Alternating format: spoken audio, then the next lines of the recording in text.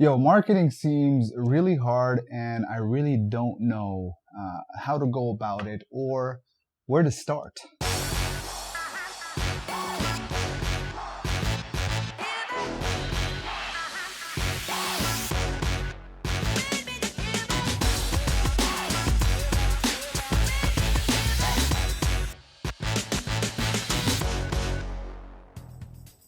Hey guys, welcome.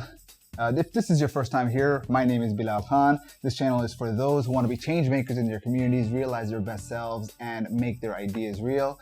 If you haven't already, hit that subscribe button and that bell notification icon so you can be notified whenever there's new videos. Yesterday, I was at a Friendsgiving. I didn't even know this was a thing. So I was at a Friendsgiving yesterday, and one of the folks over there, you know how you meet people, everybody, people talk about what they do and whatever, things like that, right? Chit chat, small talk. But one of the small talks kind of evolved into this question of like, hey, what do you do? Oh, I work in marketing, right? And they're like, oh man, you work in marketing, wonderful. I wish I could do well in marketing. I'm like, yeah, I mean, it's not that hard. It's rather straightforward. It's like, I don't know, man. I've got an e-commerce business and I'm having a hard time. I'm like, okay, well, what's your challenge? He's like, well, my challenge is really that I don't know like how to go about it. I have this business and I have ads. I might have some traffic, but I'm not getting sales. And this is where I was just like, okay, well, one of the things that you may want to come down to, it's a question, and this is where marketing always bottles down to this one idea, is that it's a question of what is the problem, and that's the real thing. What is the problem that you're promoting, right? And your unique solution or your unique approach to the solution. That's what it really comes down to. Problem, solution. That's marketing in a nutshell, for it to be generally effective. So, and that's the thing. And when I asked the gentleman the question, he was just like, you know what? I don't know. I don't have the answer. And I'm like, well, that's where you need to start. If you can address and clearly articulate, this is the problem in the world that I've set out to solve. And initially when I asked him the question, I'm like, what's the problem that you're solving? He goes, fashion. I'm like, okay, fashion is a category. Fashion is a category. And but like within that category of fashion, is there a specific problem that you're trying to solve? And I'll give you an example, right? Under Armour is a fashion brand, sportswear and apparel. What is the problem that they're solving? Well, legend has it that Under Armour came into the scene with a clear, distinct difference. And that's the thing that needs to be articulated, is what is the difference? What is your difference? At the time, there's athletic wear and whatnot, but one of the problems was like, all right, people would get sweaty, and that sweatiness, and for the apparel to be able to dry, it would take a long time, right? Your tracksuits and all that stuff were made of like nylon or rayon, or sometimes polyester. But the question was like what was the appropriate combination of these type of fabrics that would allow you to wick sweat away really effectively? They looked at lingerie, women's lingerie, the fabric and the material that was made of allowed, they said, okay, well, if this does that effectively in terms of utility, in terms of use, then why don't we apply it to sports apparel? And so they did. And I believe, if I'm not mistaken, they've patented the process.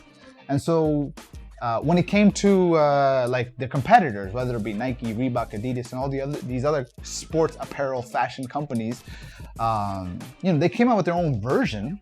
Nike has a dry fit and whatnot, but it's not the same thing as Under Armour. In fact, Under Armour could be considered the category king in that space because they're the first ones, the first movers and shakers in that specific problem solution.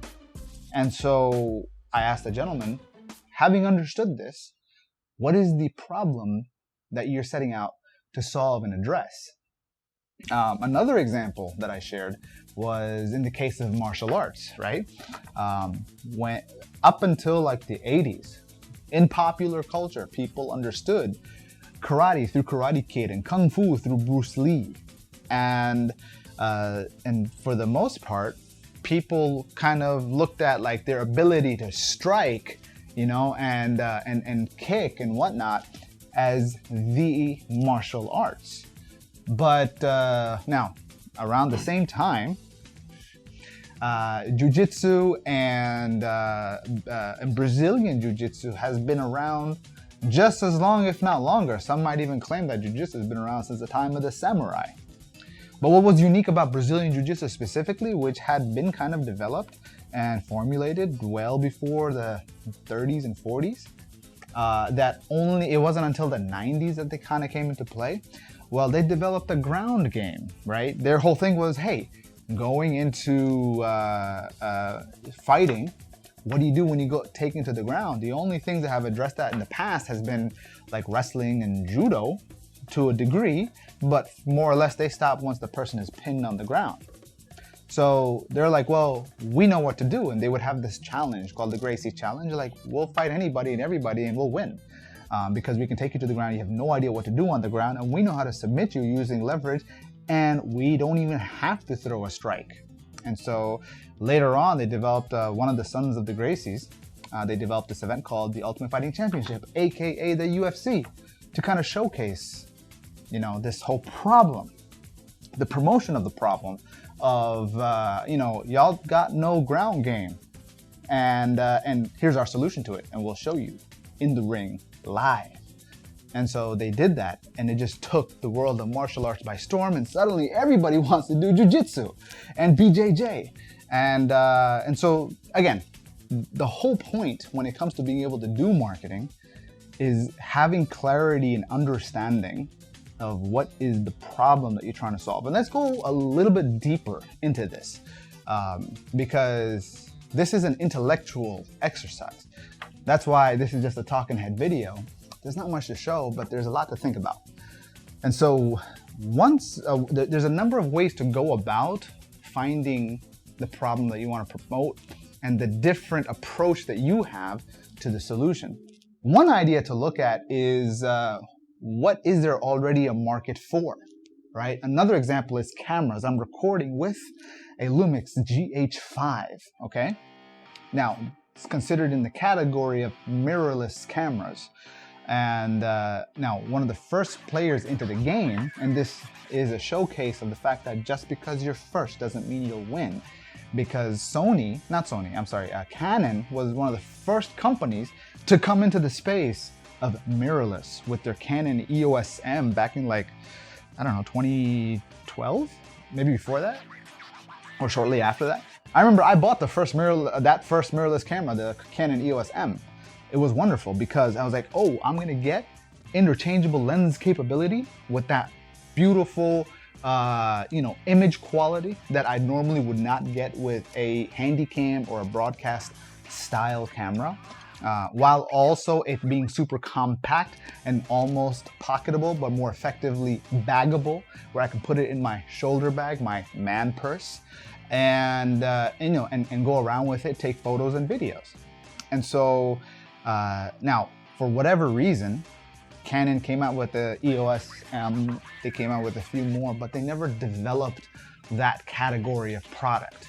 You only had a handful of lenses to choose from. Yeah, you could get an adapter, but in my case, whenever I was like, well, if I'm gonna rent a lens that's designed for the bigger cameras, let me also rent the bigger camera. And so that's what I would do. Whereas Sony, on the other hand, they come forward with one of their own mirrorless cameras, and they come out with one that's really good in low light. The Canon EOS M was terrible in low light, so they're addressing two problems at the same time. They're addressing one problem that Canon has already solved, and addressing a second problem that no one has solved in terms of low light capabilities, and they literally take over the market.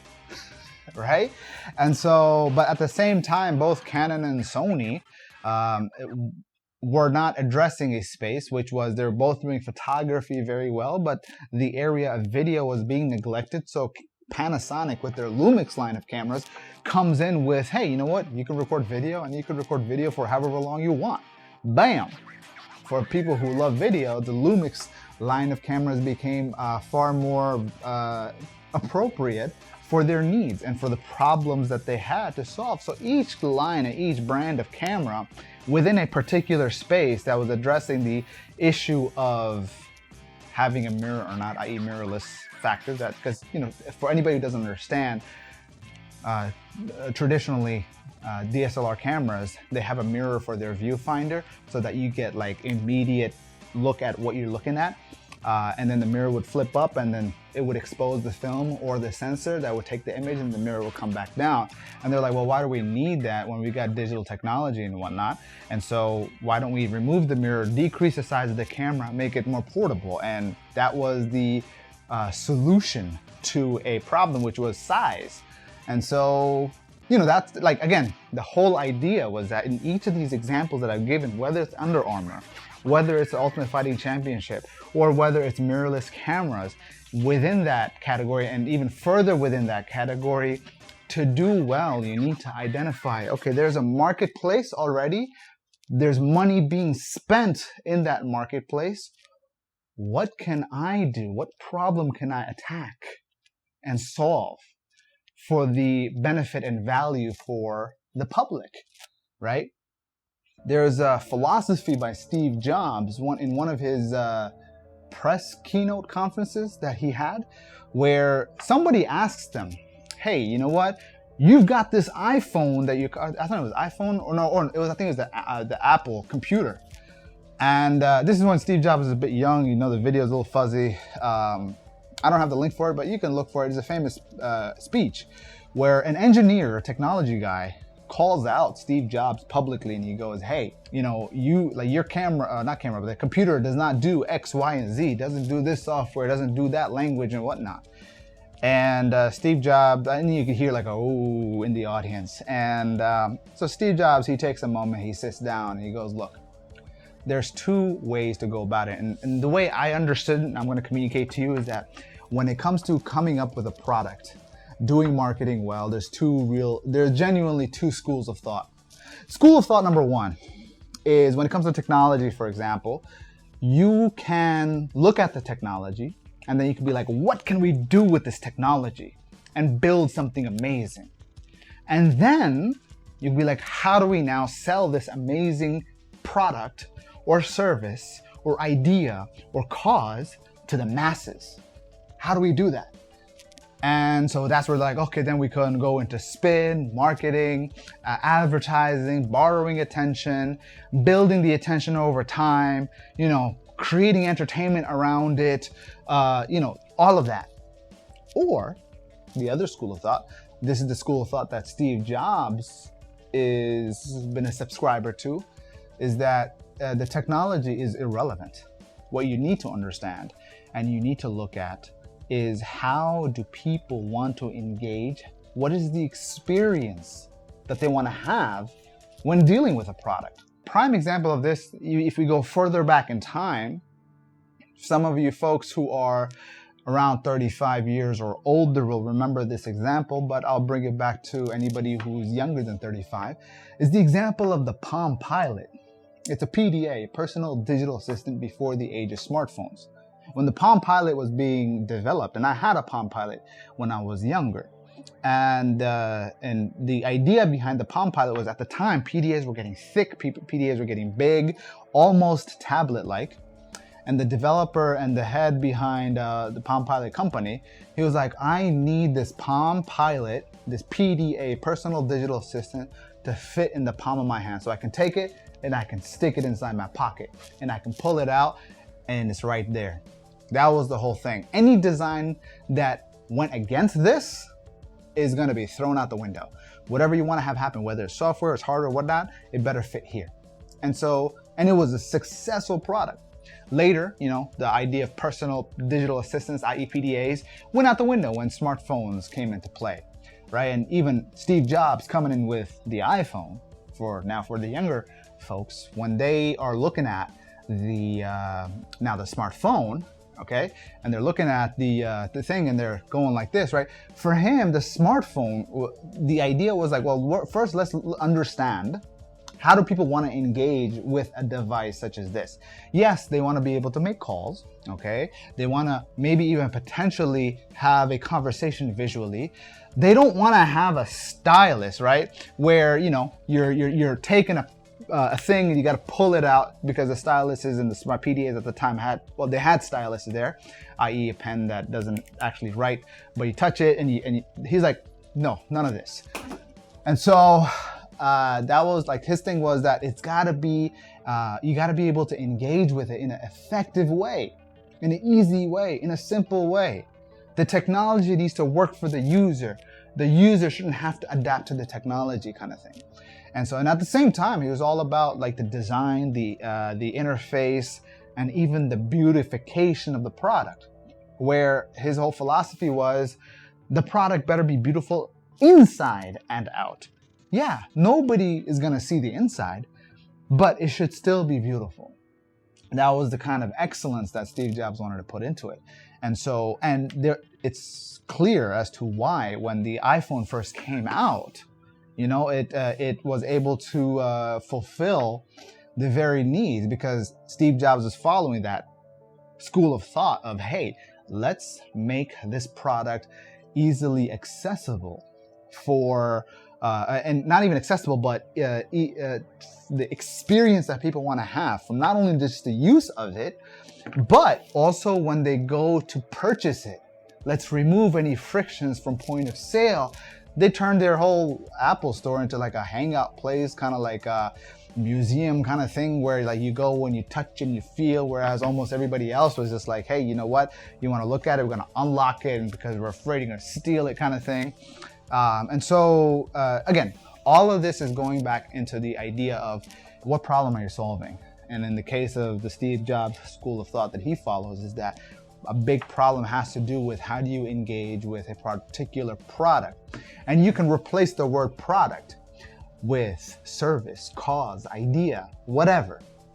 So that's the thing that you gotta kind of keep in mind in order to be successful in the space of marketing, is this question of what's the marketplace that you're engaging in?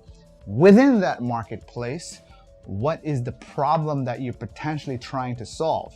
All right, and when it comes to the design of that product, how are people going to engage with it? In the sense that, are you developing something that it would be easy for people in the way that they want it, versus be like, we're going to design it this way because that's how we want you to use it. You see what I'm saying? This is the difference. Just a side note to places like community centers and mosques, especially mosques here in the United States of America in today's day and age, majority of them are not designed in accordance to the way that the people want to use it for whatever reason, right? But it's just a side note about when you're trying to do marketing, you got to understand the end product and how people are going to engage with it. After that, everything falls into place in terms of the attention that you need to tell people about this, to make them aware of it, whether you're buying that attention or borrowing that attention or cultivating the attention that you own, right? And when you activate that attention, the collateral that you leverage against it, the creative that you put out, whether that creative is saying, buy my stuff, or that creative is saying, look, I'm not asking for anything. In fact, I just want to give you some value so that you can learn to trust me, because only thing you have of me right now is attention. But let me first earn that trust. Let me give you some value. Let me solve some aspects of your problem. And then you can begin to trust me. And then from there, I can offer you this thing that is of value that will solve your problem. And in exchange, you'll give me your money.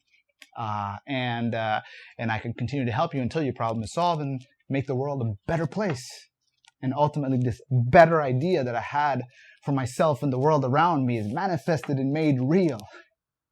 So yeah, that's what it comes down to. That's marketing in a nutshell. I hope you found that of value and you found that of benefit. If you have any questions, do leave them in the comment below. And again, if you haven't subscribed yet, make sure you hit that subscribe bell or subscribe icon or whatever button and the bell notification icon, so that way you're notified of more videos like this. Hope you benefited. I'll see you soon. Thanks for watching, and remember to subscribe, like, and share with your friends, and I'll see you soon.